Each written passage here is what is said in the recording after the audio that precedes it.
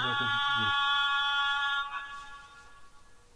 لوگ ایمان لائے اور عمل نیک کیے ان کے لیے خوشحالی اور عمدہ ٹھکانہ ہے. دن کے درمیانی حصے میں، وسطی حصے میں تھوڑا سا آرام کرنا قیلولہ کہلاتا ہے، اور یہ سنت ہے، اور یہ پورے جسم کو ریلیکس کر دیتا ہے. قیلولہ کرنے سے رات کی نیند بھی پرسکون ہو جاتی ہے، اور اس طرح مکمل ریلیکسیشن حاصل ہوتی ہے، کیونکہ نیند کا نہ آنا بذات خود ایک سٹریس ہوتا ہے، تو قیلولہ اس کا علاج ہے.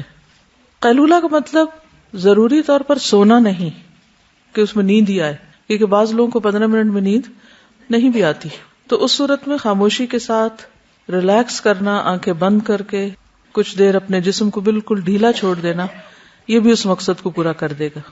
کیونکہ بعض لوگ ہو سکتا ہے یہ کہیں کہ ہمیں اتنی دیر میں نہ نیند آتی ہے اور نہ ہی ہمیں کچھ فائدہ. نہیں، ضرور فائدہ ہوتا ہے، اور اس میں اگر آپ کی عادت ہو جائے روز مخصوص ایک وقت پر لیٹنے کی، تو اس سے آپ کا یہ جو بایولوجیکل کلاک ہے وہ بھی سیٹ ہو جائے گی، اور پھر آہستہ آہستہ 2-4 منٹ کے لیے آپ سو بھی جائیں گے.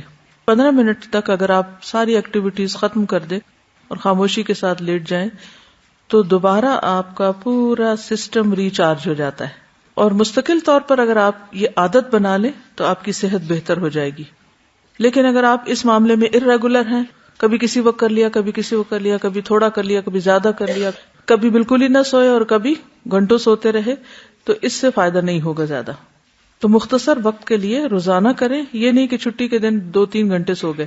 اب اس کا نقصان کیا ہوتا ہے؟ پھر اگلے دن انسان وقت پہ نہیں اٹھتا، دیر سے نیند آتی ہے، پھر دیر سے نیند کھلتی ہے، پھر ویک کا پہلا دن اگر ڈسٹرب ہے تو سارا ویک پھر ڈسٹرب ہو جاتا ہے ایک طرح سے. اس لیے اس معاملے میں اعتدال ضروری ہے.